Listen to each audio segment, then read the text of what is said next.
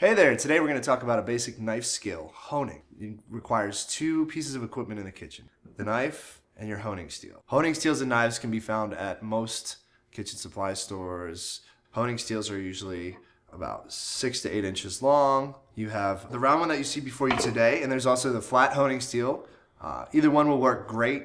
Honing should never be confused with sharpening of a knife. Chefs tend to hone their knives every time they prepare to use them for the day. Sharpening can be done every couple of days. It depends on the volume of usage of the knife. If you use your knife on a regular basis, you're going to be sharpening your knife. You're going to be honing your knife on a regular basis. Even as a home chef, honing is extremely important. Even if you use your knife once or twice a week and you're out eating dinner the rest of the week, you're still going to want to hone your knife every time you're going to use it because you're taking off any imperfections in the blade. You're making sure the blade is straight. Every time you use a knife, you can cause imperfections, tiny little imperfections in the blade that you don't see by the naked eye. It might have a slight bend in it sometimes if you're working with butchering. So honing is definitely something important for both the professional chef and the home chef. There's various ways that you can hone your knife. You can hold in a technique that a lot of chefs in restaurants like to do, which I like to stay away from for safety issues, and you can move your knife this direction.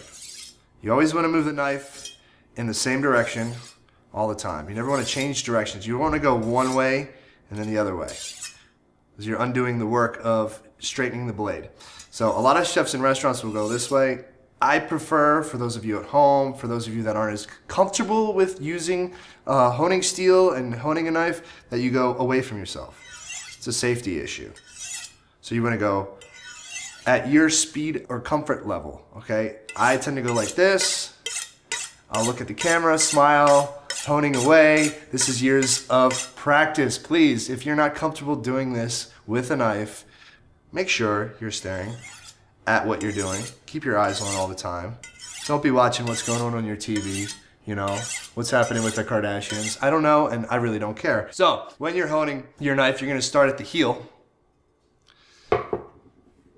Heel of your knife, the tip. Have a firm grip, be in control of the blade. The steel does not move, the knife moves. And you start at the heel and you work your way down to the tip. You are trying to thinly shave the honing steel. Very, very, very small angle. You hear that nice sound of the knife honing.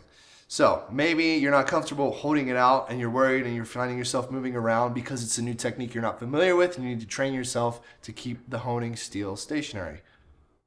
Boom, just like this. And you can come down very slowly. You're in control. You're working the knife away from you. When you're butchering items, when you're sharpening your knife, when you're honing your knife, when you're doing anything with a knife, you don't want to be coming towards yourself. You want to be going away from yourself. So very slowly.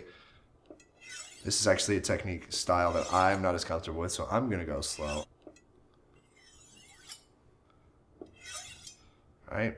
And we're going at your speed comfort level, but you're really just trying to shave thinly along the honing steel to get out all the imperfections in your knife. So show off a little bit.